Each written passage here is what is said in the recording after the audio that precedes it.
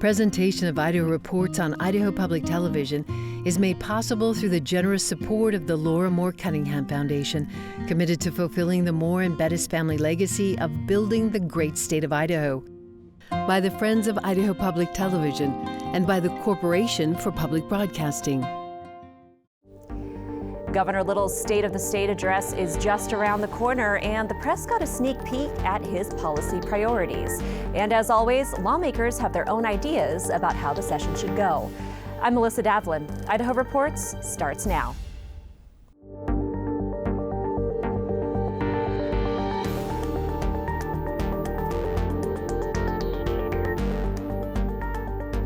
Hello and welcome to Idaho Reports. This week, Governor Brad Little and lawmakers give us a preview of the upcoming legislative session.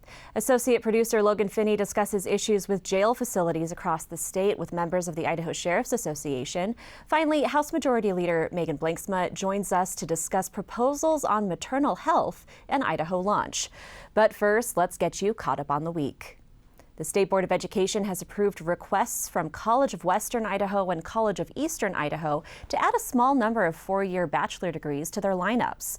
The requests divided the State Board during a December meeting, with some board members expressing concern that the programs would create unnecessary competition with the state's four-year public higher ed institutions.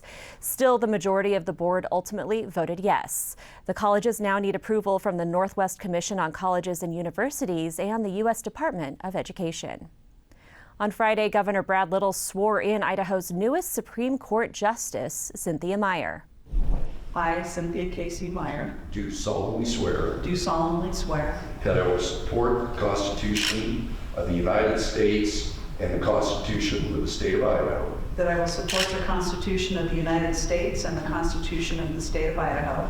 And that I will faithfully discharge the duties of Supreme Court Justice. That I will faithfully discharge the duties of Supreme Court Justice. Meyer replaces Justice John Stegner, who retired late last year. She previously served as a district judge based in Kootenai County. On Wednesday, Attorney General Raul Labrador asked the U.S. Supreme Court to act on the federal government's lawsuit against the state on its near-total abortion ban. In 2022, the U.S. Department of Justice sued Idaho over the ban, saying it violates the Emergency Medical Treatment and Active Labor Act, or EMTALA, if the state prosecutes doctors who perform abortions in emergency situations to preserve the health of the mother, as opposed to the life of the mother. Labrador's request comes a day after the Fifth Circuit Court of Appeals ruled in a similar case out of Texas. That panel said EMTALA does not cover abortion.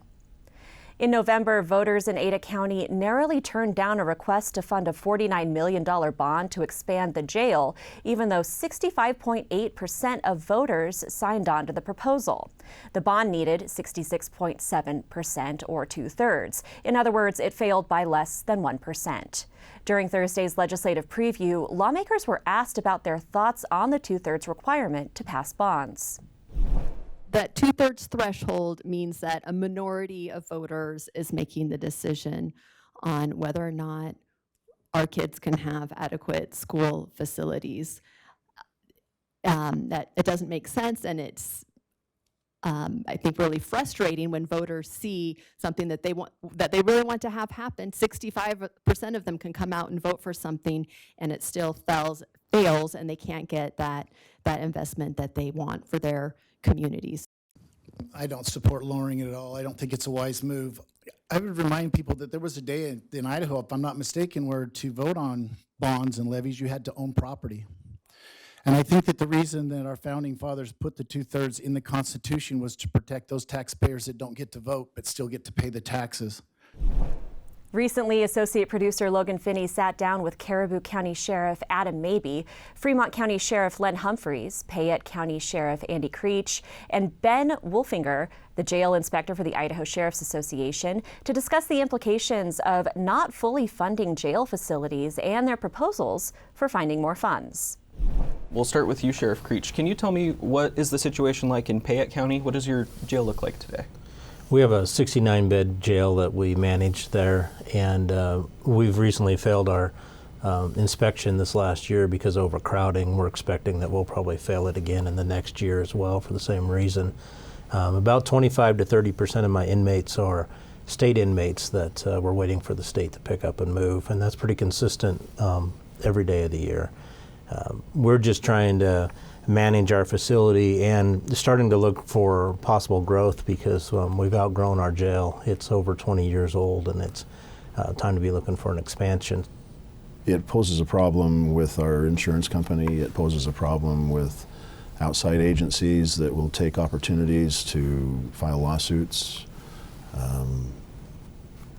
It's an area that none of us want to be in, especially in taking care of the inmates that are in-house. We want to make sure that they're all treated properly and have the needs met that are necessary for their positions where they're at in the jails. You think too that it's no different than in your house. If you're overcrowded in your house, tensions get a little bit, high, and people snap a little bit, and they snap at each other. And the same thing happens in a jail when you're overcrowded. I mean, everybody needs a little bit of their own space. Well, then you get inmate on inmate assaults. So you may get an inmate on staff assaults. So I mean, there's a risk factor, a physical risk factor that goes with that overcrowding issue as well. So having enough space for everybody is very important, and we have to make sure that we maintain the rights of these people. We have to understand that in our county jails, 70 to 80% of those people are pre-adjudicated, so they're innocent until proven guilty, and we have to preserve those rights for them to be safely held, and that's very important. One of the options that comes up is a local option sales tax, which is a funding mechanism where a local jurisdiction could add a little bit to the 6% sales tax that Idaho charges to keep those funds locally.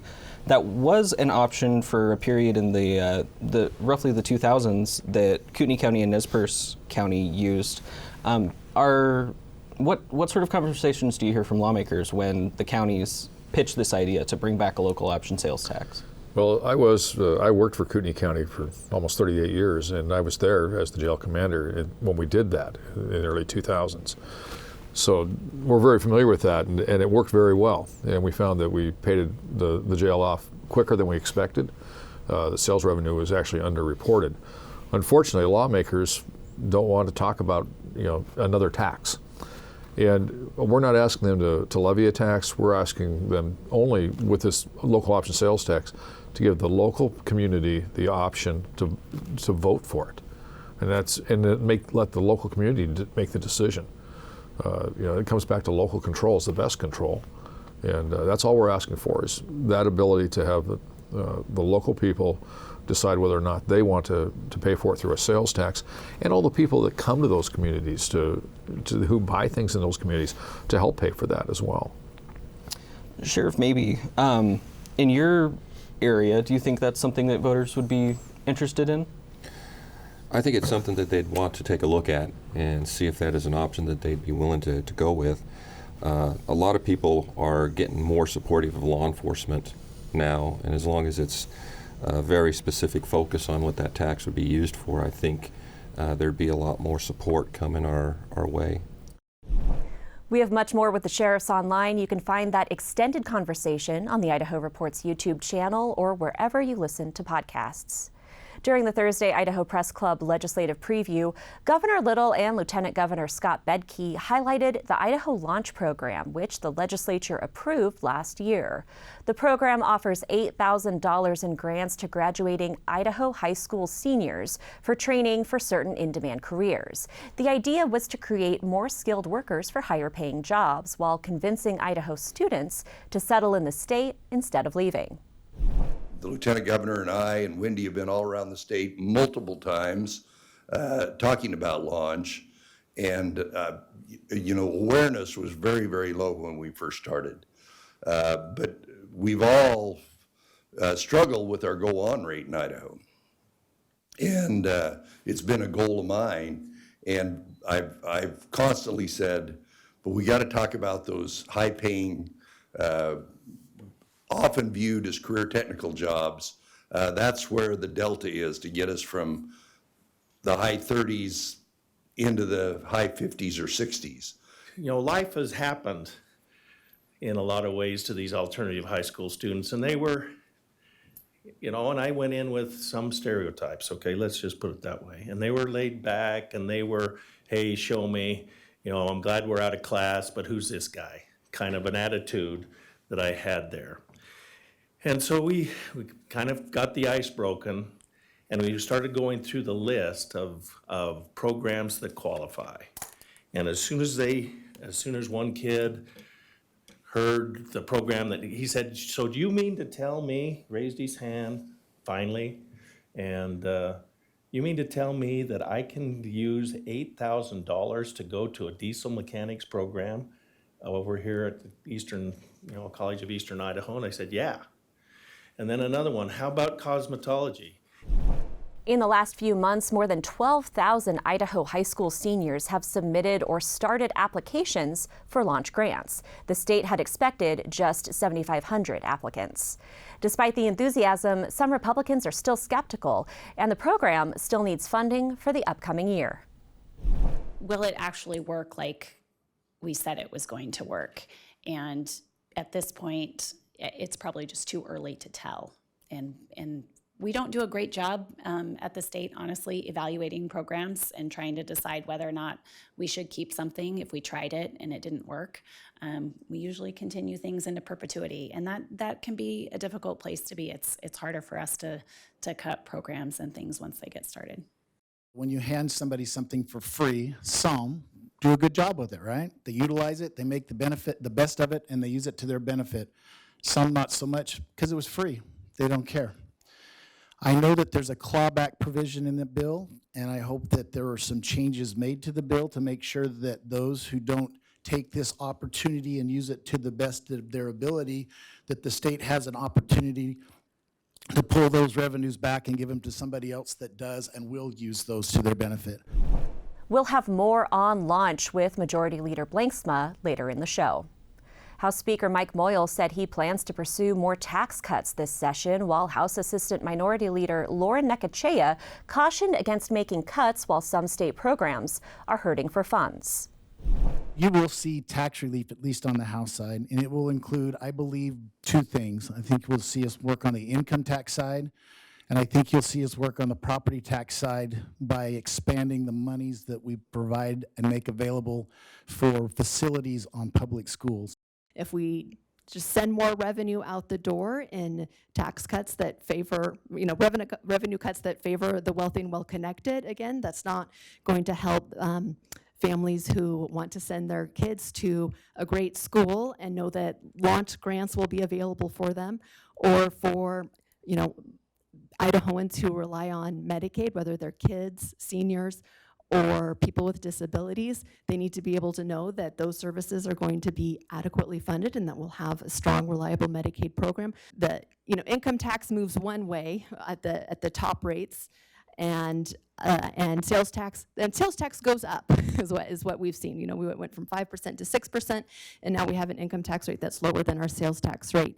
And when we make these permanent changes, it's just very hard for working families to grab back the kinds of policies that benefit them. So I would hate to see things happen that are very hard to reverse in this building that benefit the people who need it the least. We have a flat tax rate in Idaho, so when you adjust income tax rates down, it affects everybody. I'd also caution her a little bit that what better way to help Idaho families than to give them back some of the money that we've taken from them forcibly. Idaho still is on the upper end when it comes to income tax relief, and we know that there's still concerns about property tax relief. So what better way to provide property tax relief than to send it back to those parents who have children in school or are paying property taxes for school buildings? Why not help them? Also during the preview, the co-chairs of the Joint Finance Appropriations Committee told reporters to expect substantial changes to the legislature's budget setting process this year. Those changes include shorter public hearings, a cap on spending increases, and separating out maintenance budgets from additional requests. We are setting spending limits this year ourselves, overall spending limits, and then we'll work with each of our working groups to encourage them to stay within those limits so that we make sure that we don't have these large increases we've had in the last couple of years with spending. Now, part of that, obviously, has been all the federal money that's been coming in that we referred to a minute ago. And federal money's pretty well run out at this point, so we're going to be back to normal. Our revenue projections are going to be more in line with prior years prior to the pandemic. Other topics that came up during the Idaho Press Club legislative preview included libraries, Medicaid, and transportation, similar themes to previous legislative sessions. But one recurring topic on Thursday was women's health, including expanding postpartum Medicaid coverage, revisiting exemptions to Idaho's abortion ban, and reinstating the Maternal Mortality Review Panel, which Idaho disbanded last year. That makes it the only state to not have a committee reviewing information on women who die during pregnancy or within a year of giving birth. In a post-Roe v. Wade world, preserving access to birth control has also become a concern for some Idahoans, especially after a handful of Republicans have expressed interest in banning some types of contraceptives, including morning-after pills and IUDs. This week, producer Ruth Brown spoke with Kelly Packer, board member for the recently created Idaho Contraceptive Education Network, about the group's goals. There's some that think that certain contraceptives, the morning after pill to be specific, can terminate pregnancy, and it does not. It does not terminate life. It keeps life from happening after any type of sexual intercourse, but it doesn't terminate the life. And it's still so very important for women to be able to have their say in what works for them. You can hear more with Kelly Packer on the Idaho Reports YouTube channel. During the legislative preview, Governor Little was asked whether he supports limiting access to certain types of contraception. He said no.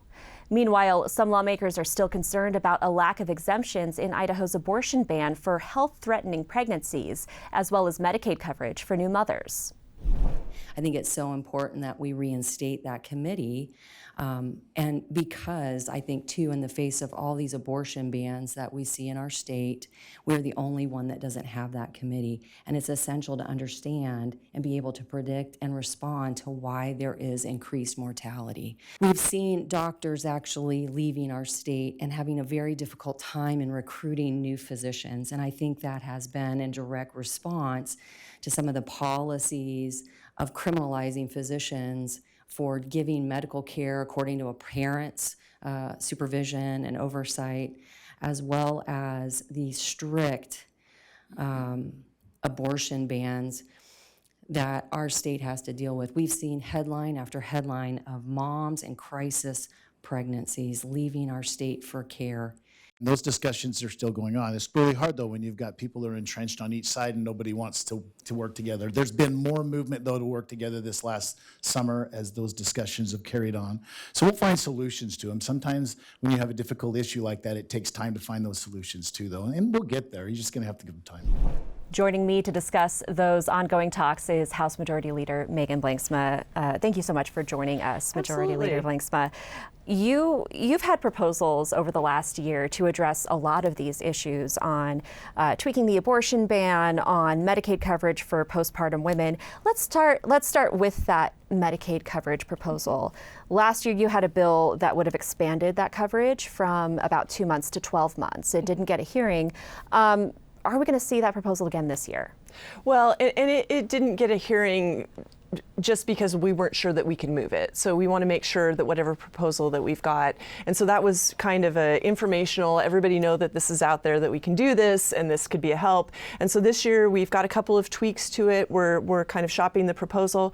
One of the things about Medicaid, and the speaker discussed it a little bit yesterday, is we want to control the growth. We don't want this ballooning budget for Medicaid. And so we need to find offsets for anything. And so, of course, expanding coverage for pregnant women is going to cost money. That's how things work. And so we want to make sure that we can expand that in a fiscally responsible way. So yes, there will be some component of that bill that comes back, and we'll see what form it takes. So what does that look like when you are expanding coverage, but you have costs in mind? How do you square that? Well, we're looking at, efficiencies within the program. There are some different funding sources that we've talked about. We can get in the weeds on that if you if you really want to. I mean, there's insurance premiums where we could get some of the money. There's also a discussion because we use hospital assessments for some funds. There's Millennium funds and there's different pots of money. There's also efficiencies within the Medicaid system, and one of them we're looking at is dental, right? And so we increased coverage to cover adult dental. It's a very low use program, like less than 25% actually use the program, but it amounts to several $1 million. And so we're kind of looking at that of do we need to continue to offer that coverage when we could be using it for what I would argue to be a more successful component of Medicaid in protecting pregnant women. So and that's certainly something that we'll keep looking into. That's right. So we're still negotiating. Absolutely. Do you get the impression that with those negotiations that people are more open to that expansion? Expansion's a loaded word when we're talking about Medicaid, it's a very loaded word, but yes. That specific program with maternal coverage. I think that with the current legal condition in the state of Idaho, we're looking at ways to bolster the family. Like any way we can bolster the family, that's what we're looking at. So you're talking about pregnant women and coverage under Medicaid, but that's not the only thing we're looking at, right? So we're looking at a package we will probably roll out next week of different concepts to really support Idaho families, because that's what we need to do. That's what we're here to do. And so I know we're talking about how can we improve the foster care system. Obviously, we clearly have a problem there. We're talking about what we can do as far as adoption to make it easier for folks and make this a friendly environment for that. We're looking at, I know discussions about the maternal mortality review panel have come up. That one is frustrating to me because the data is still being collected. It's not going into a void. We're just looking at a different system to review that data. So that's going to be on the table. So we're looking at a multifaceted attack to try to bolster Idaho families. With the maternal mortality review panel, the way it's set up right now is the state does collect that data. The review panel, that legislation allowed the panel to analyze it and look at it. Mm-hmm. What different form might it take with this new proposal? And this is, again, all of this is still within negotiation, so don't take it as if it's law at this point in time. Of course. But the data is being collected, it just has to be reviewed. And I think that one thing, as a Republican, I guess, we want to make sure that things are streamlined and we're not having additional bureaucracies. And that was one of the reasons that we did sunset that panel, was because it was one more bureaucracy. I think we found a landing spot for review of the data, because in the end, what we want is a review of the data, not another panel. And I think that that's getting lost in some of the loaded language that comes from the other side and talking about devastation because you don't have this panel anymore. That the data is still being collected. It's how we process the data. And that should be the target, not just creating more panels. We want to process the data. Understanding that this isn't law yet, of course. Right. In your talk so far, when you take away that layer of bureaucracy and add it to an existing committee or something like that, is your caucus more receptive to that idea? The ones that I have spoken to, yes. Now, keep in mind, we haven't even gavelled in for the new year, so folks are just starting to filter into town, and so we're going to get those proposals vetted and start moving on them. But yes, there's been a good reception to just including it as a data review with another group. How about tweaking the existing exemptions, the narrow exemptions to Idaho's abortion ban? It's the source of litigation. It's been the source of concern for people on both sides of the aisle, because the existing ban, as you know, only covers death, potential life-threatening complications, and not necessarily health-threatening complications. Has your caucus been discussing exemptions in that way? The exemptions, no. That hasn't been part of the discussion that I have been a part of, and I can only speak for myself. And what I can tell you, though, is that instead of focusing on that, what we're trying to focus on is recruitment and retention of physicians and medical care providers. Because again, what is the end goal? What is the problem that we're trying to solve? And I think that is where that's the problem we're trying to to solve. We want physicians to come to the state of Idaho. We want physicians to feel comfortable practicing here. And how do we address that issue? And so I've been in multiple meetings. We've talked to local hospitals. We've talked to some of the pro-life groups. And everyone is focusing on that particular issue.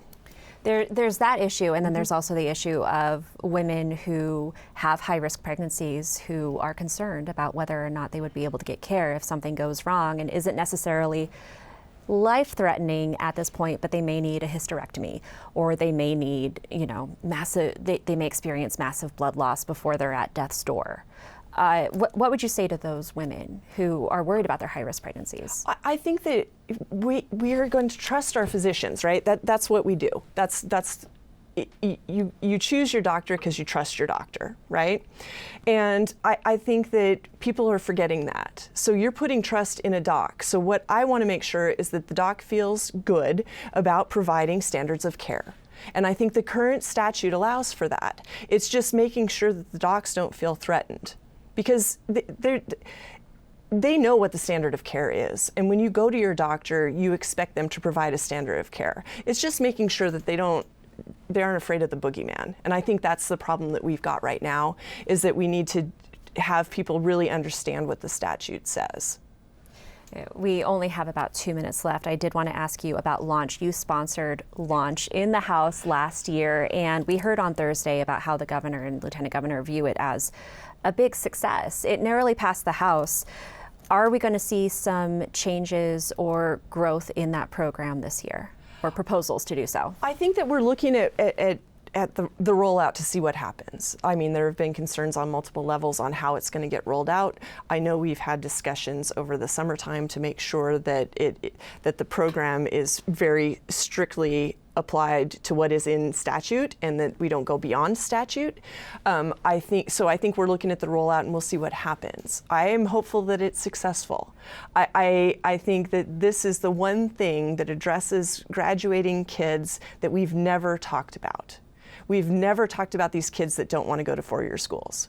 And the state has provided money for four-year schools. It funds four-year schools. It focuses on this imaginary go-on rate that just includes four-year degrees. And this is the first time that we've given an opportunity to these kids to do training other than a four-year institution. And that's what has me excited, is that these kids that get left behind, this is an opportunity. So we'll be watching to make sure that it's successful.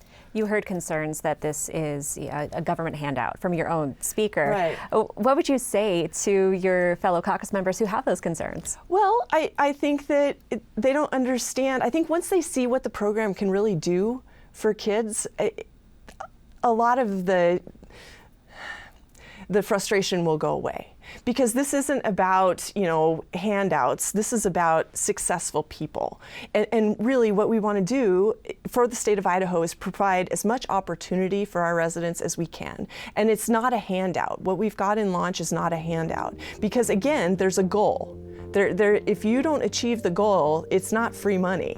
So I think that we just need to see what that rollout looks like. And I've been in high schools where we've talked about Launch. Lieutenant Governor's been with me on some visits, and those kids get excited. The ones that want to be welders, that want to CDL. We'll have to leave it there. Hey, thank you so much, and thank you for watching. We'll see you for the State of the State on Monday, 1 o'clock Mountain Time, live on Idaho Public Television.